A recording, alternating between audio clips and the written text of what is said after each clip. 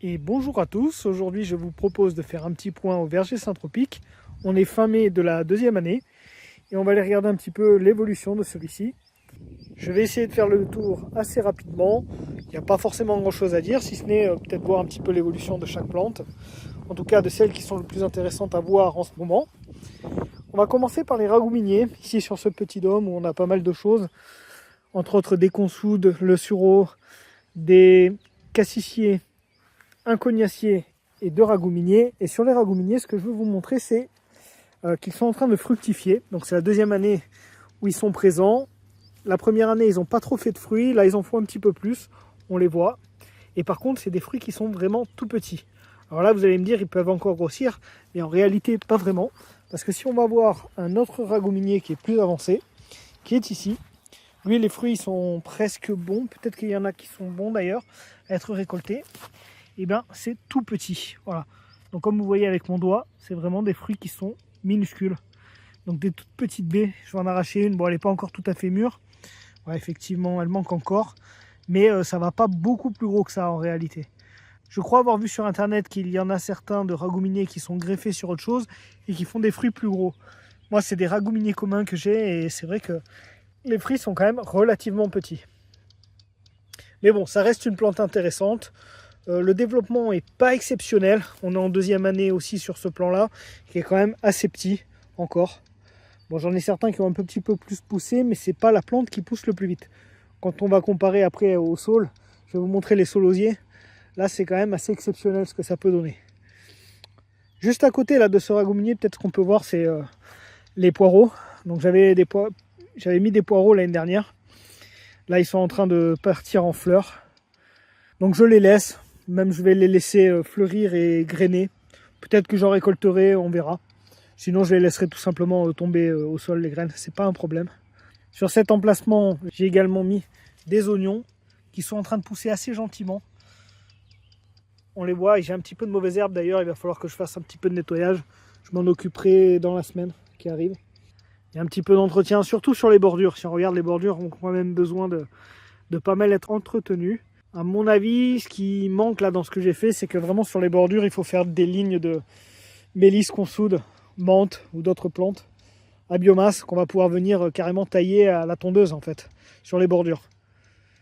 Sans bien sûr tout couper, mais vraiment pour se faciliter la tâche, venir simplement utiliser la tondeuse. Parce que là, la prairie finit par reprendre quand même ses droits, à pas mal revenir dans la bande. Donc c'est pas forcément l'idéal. Mais bon, comme je vous l'ai dit, ça demande énormément de plants. J'avais d'ailleurs mis, il y a quelques jours, beaucoup de plants ici, de mélisse et de consoude. Comme on peut le voir, ça se porte correctement. De toute manière, ces plantes-là, elles sont très résistantes et il y a quasiment impossible d'avoir un échec là-dessus. Donc, il n'y a pas d'inquiétude, ça ira très bien. Mais ça, c'est une bande qui sera, à mon avis, une belle réussite et qui sera très facile à entretenir, au moins sur les côtés. Je passerai la tondeuse et si je coupe un peu les plants de mélisse et de consoude, et ben c'est pas bien grave. Voilà, donc là d'ici deux mois, je pense que la bande aura une fière allure. Bon, je passe les autres plantes. Là, on a par exemple un cassissier qui vraiment en deuxième année se porte très très bien. Il est en train de pousser très fort. D'ailleurs, j'ai aussi des casseillers. Regardez ici.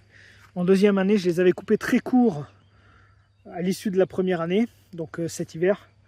J'avais laissé 2 ou 3 bourgeons et là ils sont vraiment en train de pousser très fort, ils font déjà plus de 50 cm, ce qui est vraiment assez impressionnant. Ici, une des zones que j'apprécie le moins de ce que j'ai fait, il y a trop d'herbe, beaucoup trop d'herbe au pied de la consoude et de l'artichaut et du ragouminier qui est ici. Il va falloir que j'entretienne et que j'améliore ça. Je sais pas trop comment faire, la consoude doit prendre la place, mais peut-être que ça manque un petit peu de plantes là aussi. Donc je verrai pour peut-être rajouter 1 ou 2 plantes à biomasse. On verra ça. Comme je vous l'ai déjà dit, le problème c'est que ça demande énormément de plants, donc on fait ce qu'on peut, mais c'est vrai qu'on a un certain manque à certains endroits. Ici par exemple, j'ai fait des rectifications en rajoutant consoude, menthe, de la mélisse aussi à ce niveau-là, pour vraiment compléter les bordures et ne plus avoir ce problème d'herbe qui va s'installer de plus en plus dans les bandes. Aussi, ce que je peux vous montrer, c'est par exemple le thym qui est en fleurs. Une plante que j'aime beaucoup, que je parle assez régulièrement. Ce que j'aime beaucoup, c'est que c'est une plante qui est quand même assez esthétique avec le romarin. Donc des plantes vraiment que je conseille à mettre au sud des bandes, même si ce n'est pas les plantes qui font le plus de biomasse. Ça reste très intéressant et puis ça a des bonnes propriétés médicinales. Donc vraiment à ne pas hésiter à en mettre en quantité relative. Voilà, sur les bordures le plus au sud, je pense qu'on peut très largement venir en implanter, c'est pas un problème. Il y a aussi une lavande juste à côté qui est en train bientôt d'arriver en fleurs. Ça, des lavandes, j'en ai un petit peu moins. C'est un peu plus compliqué à bouturer, j'ai l'impression. Ou en tout cas, j'ai pas encore bien réussi à les faire. J'en ai quelques-unes, mais il faudra que je m'y intéresse un petit peu plus. Elle m'intéresse quand même moins la lavande que le thym et le romarin. Mais bon, ça reste une plante qui est à mon avis intéressante et qu'il va falloir que je m'y intéresse de plus en plus. Les arbres fruitiers, j'en parle, c'est vrai, assez peu sur la chaîne. Bien entendu, ça reste un verger, donc l'objectif c'est de produire du fruit, et entre autres du fruit assez gros. Donc là, on a un amandier qui est en 3e année. Bon, il avait déjà au moins 2 ans, je pense, quand je l'ai acheté, donc là c'est la 3e année ici. Bon, il n'est pas énorme. Après, le terrain n'étant pas très profond, c'est pas sûr que les amandiers ils fonctionnent. Vu que ça a fait une racine pivotante profonde, il n'est pas impossible que je perde les amandiers. Mais bon, on verra. Pour le moment, ils sont présents. Là-bas, on a un kaki qui se porte très bien. Lui, il produit déjà quelques kakis chaque année. Alors, il y a une branche qui pendouille là. Il va falloir que je la taille parce qu'elle risque de casser. J'ai mal fait mes tailles, je pense, cet hiver. Et du coup, là, il y a trop de branches qui partent de cette petite branche de l'année dernière. Du coup, je vais venir tailler ça un petit peu pour éviter que ça casse. Autre arbre fruitier, un cerisier qui est ici. Là, la période de fructification est maintenant passée, je pense. J'avais supprimé tous les fruits pour vraiment favoriser la création de bois. Donc, cette année, j'ai rien récolté. L'année dernière, j'en avais quelques-unes. Mais là, je veux vraiment qu'ils poussent plus fort. Au niveau des autres arbres fruitiers, là-bas, on a un pommier qui est plus récent. C'est le plus récent qui est au jardin. Il n'a pas encore produit. On verra les années suivantes. Là, ça, c'est un vieux pommier qui était déjà présent sur le terrain. Lui, je l'ai taillé très fort cet hiver parce qu'il était assez âgé et qu'il poussait un peu n'importe comment. Donc, je voulais vraiment le rectifier. Donc là, cette année, j'aurai probablement aucune pomme dessus. C'est pas très grave. Je vais essayer de bien le reprendre en main pour avoir quelque chose d'intéressant. J'ai aussi 2 pêchers, enfin un pêcher et un nectarinier qui sont derrière. Eux, ils commencent à produire, mais le problème, c'est qu'ils chopent un peu tout le temps la cloque. Alors, ils arrivent à bien reprendre, même après avoir eu la cloque. Si on va les voir rapidement. Là, la cloque, elle est passée. C'est surtout les mois de mars-avril. Comme on peut voir, là, il y a un peu de résidus de cloque. Il arrive à refaire des feuilles une fois qu'il a eu la cloque et que je l'ai un peu traité avec une décoction d'ail. Je ne sais pas si ça a trop d'effet, mais en tout cas, c'est ce que je fais. Et puis, il arrive à repartir quand même bien après, en produisant quand même quelques fruits. À voir si j'arrive à avoir quand même des fruits au final qui sont intéressants. À cause de la maladie, je ne suis pas certain, mais bon, on verra ça. Donc ça, c'était le nectarinier et le pêcher qui est ici. Lui, c'est pareil, il chope la cloque, mais vu qu'il est plus tard à débourrer, il la chope de manière beaucoup moins importante que l'autre. Du coup, il est en meilleure forme. Et je suis un peu plus confiant pour celui-là. Bon, et bien sûr, au pied de chacun des fruitiers, je mets des plantes à biomasse, notamment des consoudes. Et j'hésite pas aussi à mettre un cassissier ou un casseillier. Donc là, celui-là, a priori, il n'en a pas. En tout cas, c'est un petit peu le foutoir à son pied. Il faudra que je nettoie ça à l'automne prochain. Celui-là, il y a beaucoup de consoudes. L'autre kaki qui est là-bas, que j'en ai pas parlé, lui, il a consoude et un casseillier, je crois. Si on va voir, voilà, il y a beaucoup de consoudes et un casseillier au pied. Enfin bref, voilà pour les fruitiers. Donc il y a aussi 2 autres amandiers, un ici et un à ce niveau-là. Bon, ça, vous les avez vus sur les schémas que je vous présente dans les vidéos. Ce que je voulais vous montrer d'autre, l'évolution de cette petite bande, 21 plantes que j'avais ajoutées et qui se développe correctement. Donc il y a 6 consoudes, 5 petits fruits et puis 6 ou 7 aromatiques. On voit que les sauges, regardez ici, commencent vraiment à pousser très fort. Donc ça, c'était une simple bouture pas très âgée que j'ai plantée il y a 2 mois maintenant. Et ça part vraiment très très bien. Là, j'ai un saule. Les romarins et les thym, c'est pareil. Là, ils sont vraiment en train de bien partir. J'ai aussi un petit peu de désherbage à faire. Mais bon, ça, c'est comme toujours. Il faut bien le faire. Je voulais vous montrer les solosiers. Alors, je vais vous montrer des beaux spécimens. Là ici il y en a un qui est déjà pas mal. Si vous regardez, il monte vraiment très haut. Là il a plus de 2 mètres maintenant. Il me dépasse vraiment. Bon, bien sûr c'est sur des petites tiges et c'est sur le bout, mais ça pousse quand même de manière relativement vite.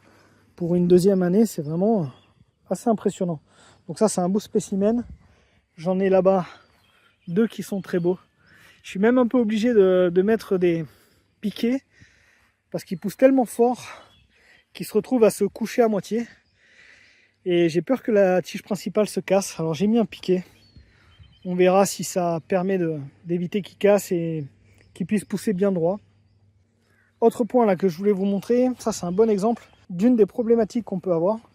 C'est que mettre de la mélisse, de la menthe, c'est des très bonnes plantes pour la syntropie. Par contre, on se retrouve vite à avoir une surdensité. Là ça a vraiment pris tout l'espace disponible. C'est en train de, à mon avis, de cacher certaines plantes. Là par exemple il y a une consoude qui a du mal du coup à faire sa place. Bon, je l'avais taillée, mais là elle a vraiment du mal. Mais je pense aussi que je dois avoir au moins un cassissier ou un casseillier là-dedans. Donc il faudra que je vienne faire ma taille là prochainement. Je pense que je vais la faire d'ici 1 ou 2 jours.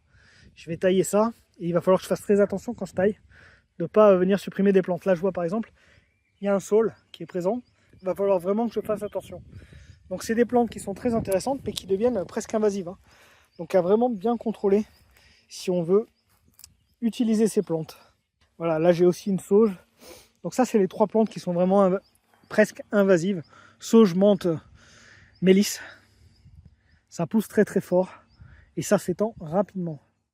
Alors ça a des avantages bien entendu, mais des inconvénients sur lesquels il faut réfléchir quand on fait son implantation. Petit passage sur les poires de terre qui se portent très bien. En passant un amandier qui était de semis. Voilà, qui pousse tranquillement. Et on va passer voir les 4 zaziminiers. Le premier qui est là, donc qui avait perdu sa feuille principale et qui est en train d'en refaire une. Donc c'est celui qui est le plus en retard. Mais a priori, il n'est pas mort. Si on va en voir un autre par ici, celui-là il a un petit peu mangé, mais il a bien poussé déjà. Et celui qui va le mieux, il est ici. Qui a une belle tige avec des belles feuilles. Là on a la ligne aussi des noisetiers. Donc j'en parle pas parce qu'il n'y a pas vraiment grand chose à dire sur les noisetiers. J'ai vraiment fait une ligne tout au nord du terrain.